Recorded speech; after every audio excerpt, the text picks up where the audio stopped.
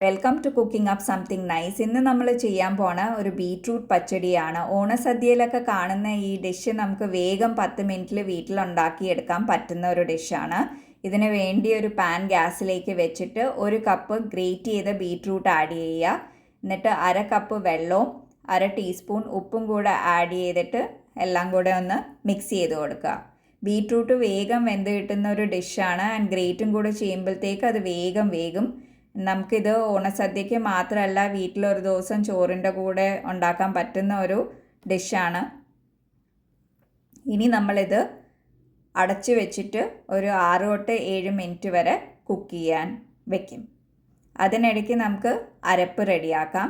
അതിനു വേണ്ടി 4 table spoon തേങ്ങ, 2 പച്ചമുളക്, 1/2 ടീസ്പൂൺ ജീരകം, ഒരു 1/4 കപ്പ് വെള്ളത്തിൻ്റെ കൂടെ മിക്സ് ചെയ്തിട്ട് അരച്ചെടുക്കുക. ഇത് കുറച്ച് കോഴ്സ് പേസ്റ്റായിട്ടാണ് അരച്ചെടുക്കുക. കുറച്ച് തരിയുള്ള പേസ്റ്റായിട്ടാണ്, ഒത്തിരി സ്മൂത്ത് ആക്കേണ്ട ആവശ്യമില്ല. അപ്പോഴത്തേക്ക് നമ്മുടെ ബീറ്റ്റൂട്ട് ആയിട്ടുണ്ട്. ഇനി കുറച്ച് വെള്ളം ബാക്കിയുള്ള അതും കൂടെ ഡ്രൈ ആക്കി എടുക്കുക.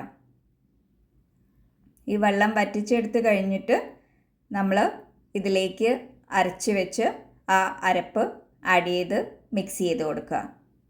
ഇതൊരു 1 മിനിറ്റത്തേക്ക് ജസ്റ്റ് ഒന്ന് മിക്സ് ചെയ്യുക. അപ്പോഴത്തേക്ക് നമ്മുടെ തേങ്ങ വെന്ത് കിട്ടും.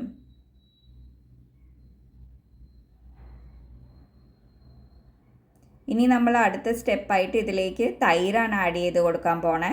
അതിനു വേണ്ടി നമ്മൾ ആദ്യം ഗ്യാസ് സ്വിച്ച് ഓഫ് ചെയ്യുക. എന്നിട്ട് 1 കപ്പ് തൈര് 1/4 കപ്പ് വെള്ളത്തിൽ കൂടെ ബീറ്റ് ചെയ്തിട്ടാണ് ഈ ആഡ് ചെയ്ത് കൊടുക്കുന്നത്. തൈര് ഒഴിച്ച് കഴിഞ്ഞാൽ ഉടനെ വേഗം തന്നെ മിക്സ് ചെയ്ത് കൊടുക്കുക. ആൻഡ് കണ്ടിന്യൂസ് ആയിട്ട് മിക്സ് ചെയ്യുക. ഇനി ഗ്യാസ് ഓൺ ചെയ്യേണ്ട ആവശ്യമില്ല. ഈ പാനിൻ്റെ ചൂടിൽ തന്നെ ഇത് വെന്ത് കിട്ടും.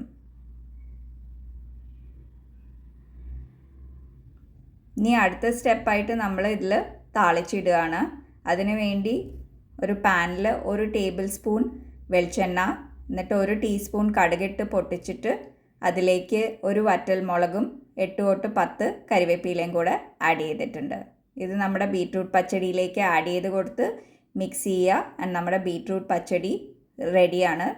ചോറിൻ്റെ കൂടെ സെർവ് ചെയ്യാൻ പറ്റുന്ന നല്ലൊരു ഡിഷാണ്. ഇങ്ങനെ വേറെ ഡിഷസും ഓണസദ്യയിൽ ചെയ്യാൻ വലിയ ബുദ്ധിമുട്ടൊന്നുമില്ല. നമ്മൾ കാണുമ്പോൾ നമുക്ക് ഭയങ്കര ഒരു ഡിഫിക്കൽട്ട് ഡിഷാണെന്ന് വിചാരിക്കുന്നതാണ്. ഞാനൊക്കെ ആദ്യം കുക്ക് ചെയ്യുന്ന സമയത്ത് തുടങ്ങുന്ന സമയത്ത് അറിയില്ലായിരുന്നു എല്ലാം ഡിഫിക്കൽട്ടാന്നൊക്കെ വിചാരിച്ചിട്ടുണ്ട്. പക്ഷേ ഓരോന്ന് ചെയ്ത് വന്ന് പഠിച്ചു വന്നപ്പോഴത്തേക്ക് ഇതൊക്കെ നമുക്ക് വേഗം വീട്ടിൽ ചെയ്യാൻ പറ്റുന്ന ഒരു ഡിഷാണെന്ന് മനസ്സിലായി. ഇഷ്ടമായെങ്കിൽ please like and subscribe. Thank you for watching.